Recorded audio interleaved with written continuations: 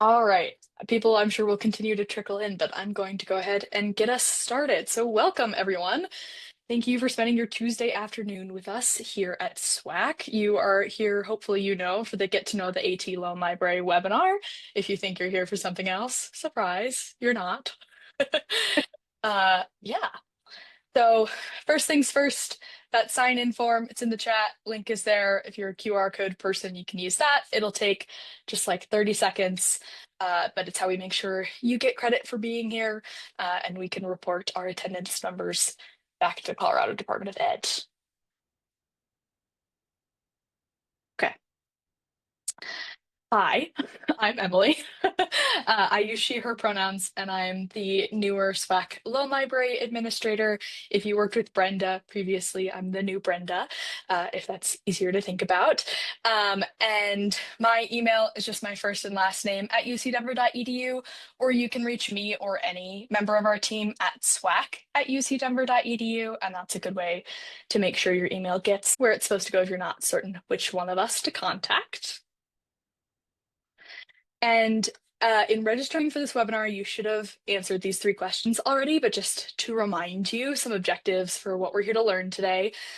We're going to learn three purposes of the library, be able to state three different types of AT devices and or resources found in the library, and describe how to access and use the loan library.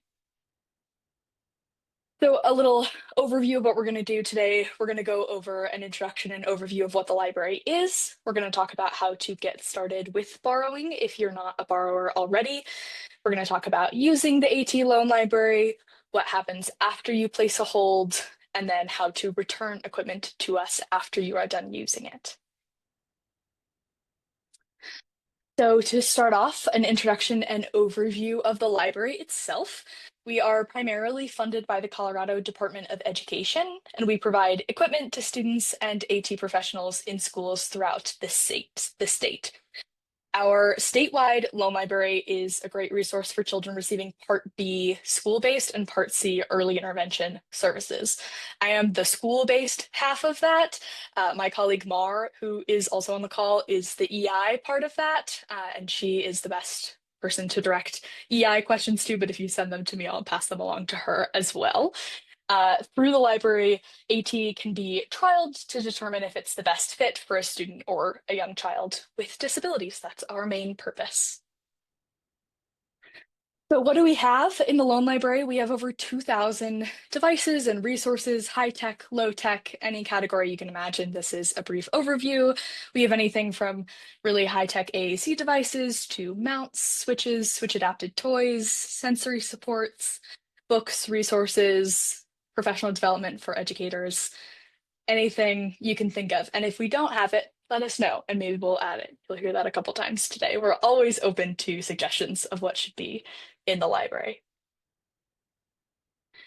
A relatively recent development in the last year, we do have many apps for AAC or sensory or lots of other functions, and they're organized onto iPads by category. So in our database, you'll see the app, but in order to get to the app, you have to check out an iPad with that app. So the link to this presentation is probably being shared in the chat if it hasn't been already. So all of these are clickable if you're looking for like which devices have touch chat or something like that. You can look at it that way. And then I mentioned our database. We use a program called Alexandria, and that's what hosts our catalog. So the Loan Library catalog is accessible way, and this is what the landing page looks like. It displays everything that's available to borrow, and anyone can view it. This is something not everyone knows.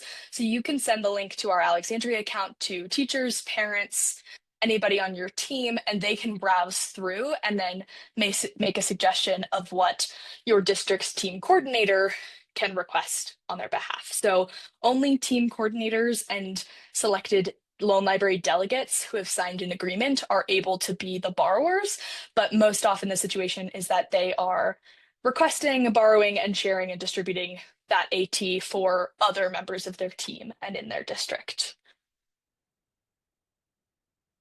The purpose of the loan library is to provide access to AT equipment for evaluation and trial purposes. That way, third-party financiers, school districts, parents who are purchasing AT equipment can make an informed decision as to whether the technology will be a good match for the individual who's using it. And also, increased interaction with AT equipment from the loan library can help team members like yourself become more proficient with AT devices in order to better serve the children that you work with. We are not intended for long-term use. That is an important thing to note. So loan periods are 8 weeks, and the intent is to be a short term for a trial or a holdover until your district's device gets funded, not to be the solution if you have a new student to your district who has a device need and will be there all year. Keeping the loan library up to date. So although the loan library offers a wide variety of AT equipment, it's always a challenge to maintain it with state-of-the-art technologies. I'm sure a lot of you are familiar with this, but AAC devices are changing year to year. It's hard to keep up with the most important aspects of each thing, so we ask for help in that. The loan library provides equipment to hundreds of children each year, but we do sometimes get a wait list for the most popular items. We encourage you to use the loan library. We welcome your feedback to make continuous improvements that result in providing AT equipment to those who benefit from it most. So whether that's something we don't have that you'd like to see, if you place a hold on something that's not currently available and it generates a wait list, we oftentimes make purchasing decisions from that wait list. So please be encouraged to still place holds on things that are not showing as available, because that might just mean you're the first borrower of a brand new item. So that was a brief introduction and overview. Is there anything pertinent in the chat I have missed? Looks like just links. Okay. So getting started with the loan library, the first step is to sign and return a policies team agreement to us. So for SWAAC members, which is probably most of you, that is an agreement signed by your team coordinator if you choose to elect any loan library delegates from your district, and then it also needs to be signed by your special education director. I'm not sure if we have anyone who works with or is an audiologist on the call, but we also have an assisted listening library, and there's a separate audiologist's agreement that is signed by an audiologist and a special education director from your district. So before you get ready to borrow with us, just consider the responsibility you're taking on. You have your own responsibility for the equipment. And then when you're borrowing on behalf of others, just consider who you're borrowing it for, how you're going to track equipment past other professionals on your end, making sure you've communicated the due date so that you can have stuff back to us in a timely manner, figuring out how equipment's going to make its way back to you and then eventually back to us. And then also think about the educators, family, and children that you work with, and whether there will be adequate supervision for support for a student trialing an $8,000 communication device. There's a couple questions in the chat I'm just going to address before we get too far. Does the team agreement need to be updated yearly or only if there's a change in personnel? They last for 5 years or a change in personnel. So if you've signed it in the last 5 years, you're good unless you want to update personnel or something like that. And then can parents get access to try out equipment? They would need to communicate probably with their IEP team and the service providers their students working with, and then they can get in touch with their district. So the student can ultimately get the device, but the parents cannot borrow from the library directly, if that makes sense. Does anybody have any questions about that? That's a pretty common question. And I know districts address that question differently. Some districts absolutely do not allow equipment to go home with children, but then other districts maybe have their own agreements that they work out with families if it's appropriate for the equipment to be in the home. Sometimes I think with AAC devices in particular, and you're doing device trials that will ultimately end in a funding report, sometimes it's nice for students to have access to that equipment in the home as well. But again, it is entirely up to the district how they make decisions about whether or not equipment goes home with families.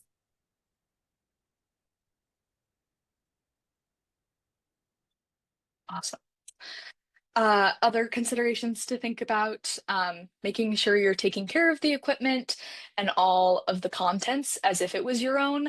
We have, devices that are circulating several times per year, and if everybody misses one thing out of the box when they return it to us, very quickly that box is empty. So making sure all the contents is present and in good condition when you return it is a big consideration.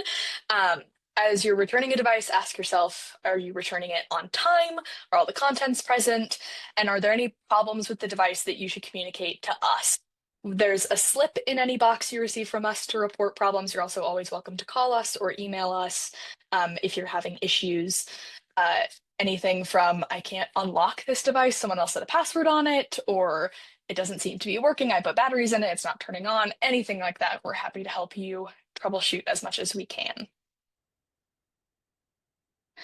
So once you've signed a team agreement, everybody necessary has signed it and returned it to me. The next step is to get access to that catalog database so that you can place holds. So you will return your team agreement to me.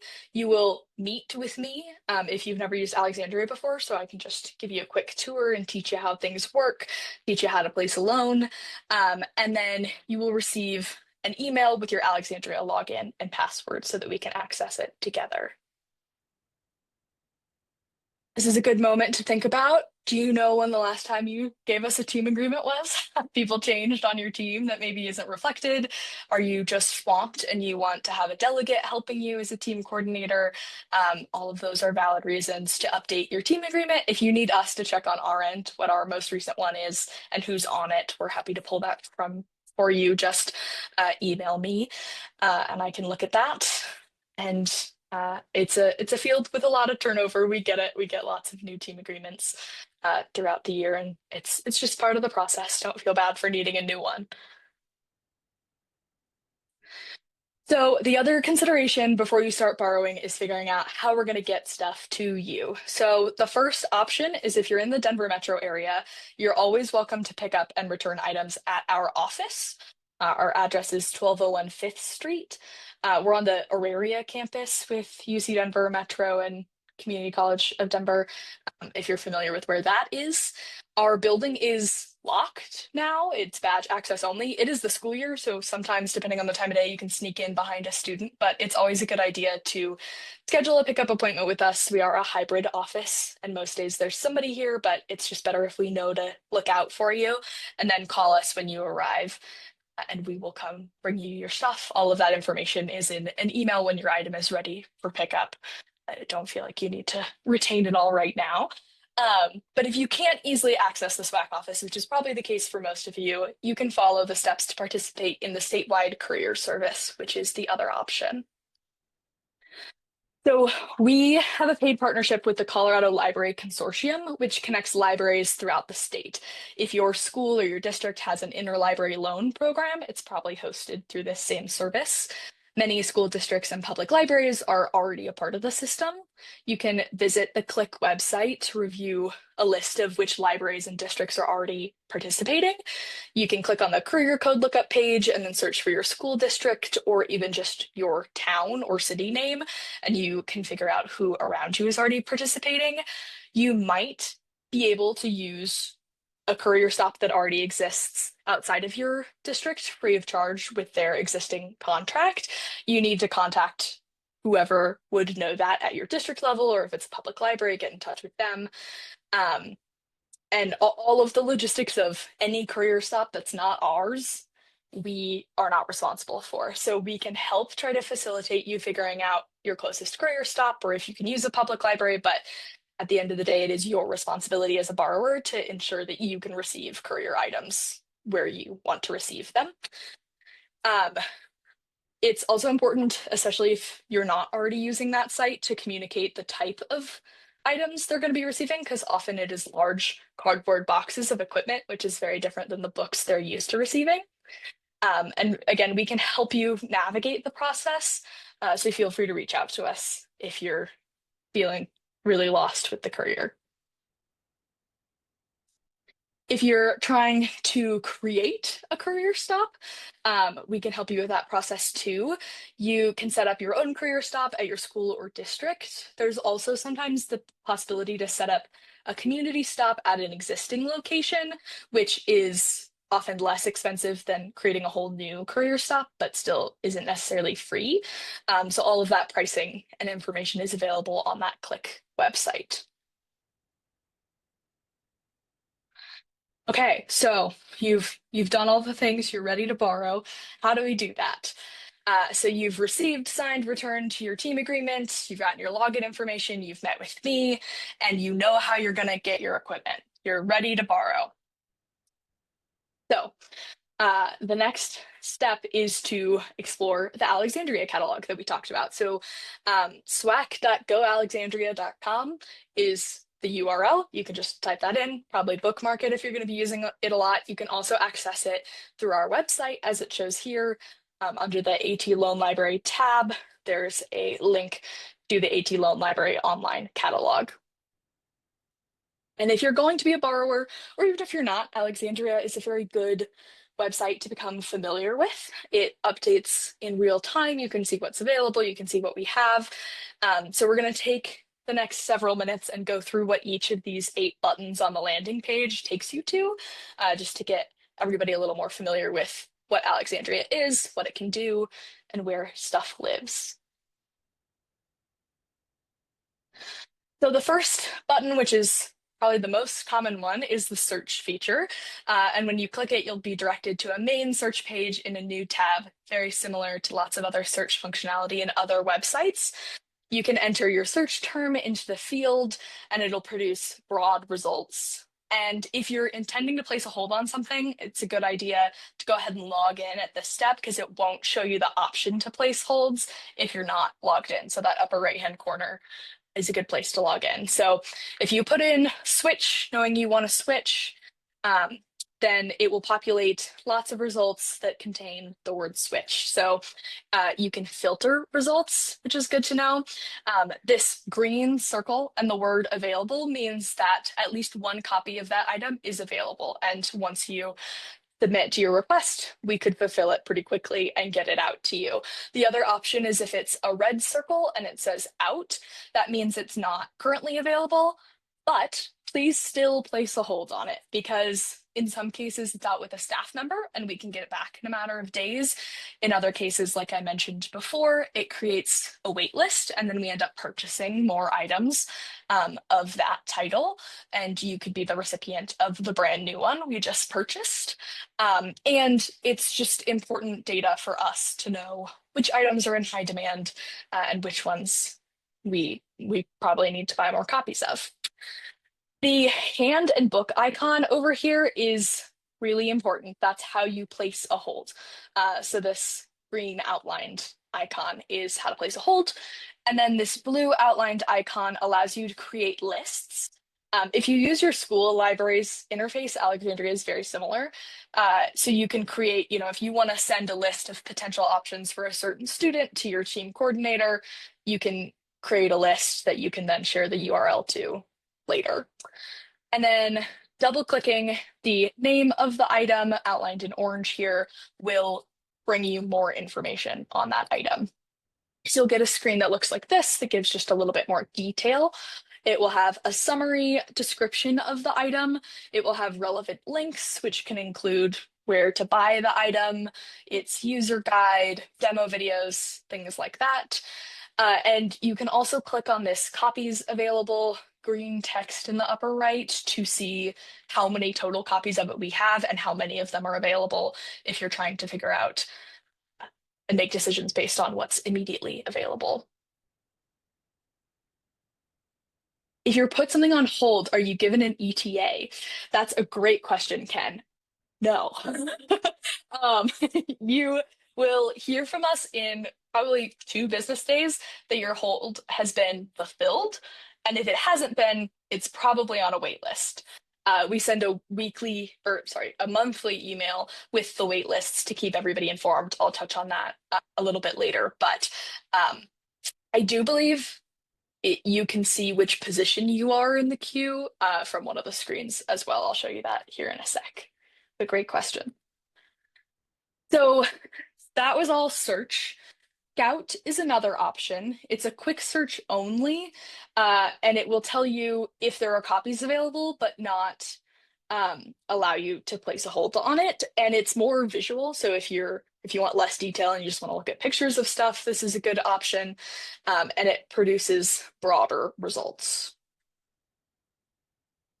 Explore is a great place to start if you don't know exactly what you want. So if you know you want to try some switches, but you don't know what we have, or things like that. So Explore, our whole library is categorized into these broad categories and then lets you drill down within those.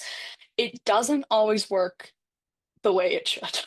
So, for instance, I was in textured switches the other day, and there were several which adapted toys that shouldn't have been in there that Alexandria is just confused about. So take it with a grain of salt. They don't always sort 100% correctly. We're trying to fit a square peg into a round hole, as Chris always says, with using this library software. So um, yeah, this is a good way to also just click around at the beginning and see what we even have if you're starting from scratch. Bulletins is the next button. This hasn't been used a ton in the past, but we're trying to keep it updated with some helpful resources. There's a video tutorial for how to place a hold and a request. This presentation is there if you want to come back and reference these slides after today, contact information, and then sort of a guide to that Explore page and how things are organized if you're trying to reverse engineer your Explore search. So the next button is the item request survey. This is super important. Requesting an item is a two-part process. The first part is you place a hold on that item through Alexandria, and the second part is submitting this. We can't fulfill any loans that don't have both halves of that. So this is a Google form. It collects lots of demographic data about you and about the student who would be using the device, which is all data that we're mandated to report on to our funding source, the Colorado Department of Ed. It does take a few minutes to fill out, but it's really important. And we can't fulfill loans without it. Your item due dates is the next button, and I do believe from this screen, if you click on holds on the left-hand side, it will show you your position in line. I'm not 100% certain about that. It shows it on my end, but that might be because I'm a librarian. But I think that will show you your position. And you can always feel free to email me and ask for a general ETA of when you're going to get something if you have something that is really time sensitive. If something is showing as available, you can assume you'll get it pretty quickly. This is also where you can see due dates for any of your items. It is also where you change your password. So when I set up an Alexandria account for you, your username and password will be very simple configurations of your name. And we recommend you change your password once you're in there to something less guessable. Not that there's critical information being stored in Alexandria, but it's helpful. And then the final button is this assisted search request. So this is another Google form that allows you to just sort of explain the situation you're in, what type of item you're looking for, if you don't know what kind of item would be helpful. And it comes to our team. We have a speech language pathologist and an occupational therapist on our team. And we're all very familiar with what's in the library, what options might serve that student and the needs you describe. It's not a full evaluation and it's not meant to be utilized as such. It's just a way to pick our brains that's a little more structured than just emailing us, but you are always welcome to do that as well. So you've placed your hold in Alexandria. What happens next?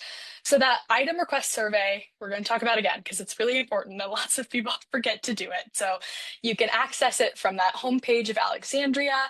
And we always say that loans are fulfilled in a first come, first served basis. And I think it's important to point out that that order of first come, first served is determined by the survey, not by Alexandria. So some people place a bunch of holds in Alexandria and then wait to submit their survey. And I think they think that puts them at the top of the list, and it doesn't.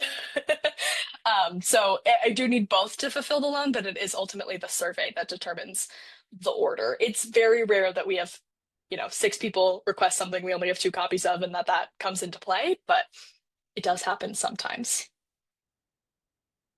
If you feel like you're spending your whole day filling out these item request surveys, we get it. They're kind of long. There's lots of questions. You can request a pre-filled survey link that will autofill the responses that stay the same every time. So your name, your email, your district, your courier stop. You can request as many of them as you like. So if you always work with one of three service providers, you could request a pre-filled link for each service provider, autofill their information as well.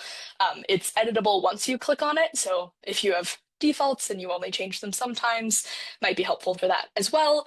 But it's just a way that we help you save time because we get that we're asking for a fair amount of your time to fill out that survey. So just a little bit of a review. You search for your desired item, you place a hold on it, you submit your item request survey, and then you will receive a confirmation email from me that either the item has been sent to your courier stop or it's ready for you to pick up. If you don't see what you need, let us know. And if it's not available yet, please still place a hold and submit a survey. Sometimes people only place a hold because something's not available immediately, but I can't fulfill that even if it becomes available tomorrow until I get that survey. So easiest for both of us if you submit both at the same time, and then I have all the necessary data and I can fulfill it as soon as it becomes available. So what happens after you've placed your hold? We process requests in a time-stamped order based on the survey. Once an item has been checked out to you, you'll receive an email which will note the day it was picked up by the courier. It will also include information like the due date, which can also be seen in Alexandria. This is very important. If you're using the courier, please let us know when you get the item to you. That helps us keep the courier accountable. If stuff isn't arriving within about a week, we'll submit a lost ticket to the courier and they will prioritize getting it to you. That 8-week loan period assumes a week of transport to you. And if it's taking longer than that, that's cutting into your time with the item. So we want to know that. It also just helps us make sure we know where all of our stuff is at any given moment. If you decided to pick it up at the office and submitted the form with that option, you'll receive an email when it's ready for pickup, and you can let us know the rough day and time that you're expecting to come pick it up. If it's not sent to you within a couple of days, it's probably currently waitlisted or unavailable for another reason. You can always contact us with questions about your pending requests or your current loans or anything at all. That's what we're here for. I briefly mentioned this before, but we do send out a monthly waitlist and overdue email to keep everyone informed about the status of popular items. It provides a list of items that are overdue, current borrowers, due dates, and wait lists. It helps you determine when a device will become available. So if you're first in line and something's overdue, you know hopefully it's coming back soon. It also helps remind everyone to return equipment on time. And it also helps us understand what's currently in high demand, which can influence both borrowing and purchasing decisions. I mentioned this already, but the loan library items are checked out for an 8-week period. This assumes 1 week to get to you, 6 weeks with you, and 1 week to come back. If you're picking it up, you just get a bonus 2 weeks in there. Everything's 8 weeks, whether it's via the courier or not. And you can email us to request an extension. If it's not waitlisted, we can grant you an extension for up to 2 weeks. And if you're requesting that extension because it's really working well for you, we will probably ask you for a short blurb and a picture and a photo release because we are also required to report some of those. And it's great to hear when you're having success with items. If a student needs the equipment for long-term use in order to achieve outcomes or to ensure FAPE, it's important for you to do everything possible to procure the equipment on your end. We are not intended for long-term use. That's not our purpose, and it's not what we're built to support. We offer free databases to assist individuals with procuring AT services. We have an AT exchange, which is sort of Facebook Marketplace for AT. It lets anyone post AT they don't need anymore, set the price, or have it be free, and lets anyone contact them to receive it. We also have a list of AT funding sources, which are resources that can sometimes help fund AT for individuals who need it.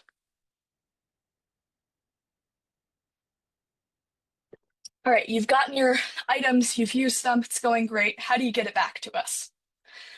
So, things to consider when you're returning items, please try to send them back via courier with enough time for them to arrive by the due date, if at all possible. So that's a week ahead of the due date. Uh, Please consider if it's clean and it's wrapped carefully to prevent damage during transport. Did you include all of the contents, like chargers? Is a note included to communicate if something's damaged or broken or not working correctly? And has all protected health information been cleared from the device? That would be photos, videos, accounts, page sets with identifying information, anything like that. We also look for that when we are checking items in, but it's really your responsibility as the borrower to make sure that students' PHI is not still on the device when it comes back to us. So we send detailed courier instructions with anything that comes to you via courier. Um, but a brief overview, you'll attach a paper routing slip and two yellow SWAAC stickers, like you see on this box here, to a box. You'll write clearly and cover the entire packing slip with packing tape so it doesn't get ripped off.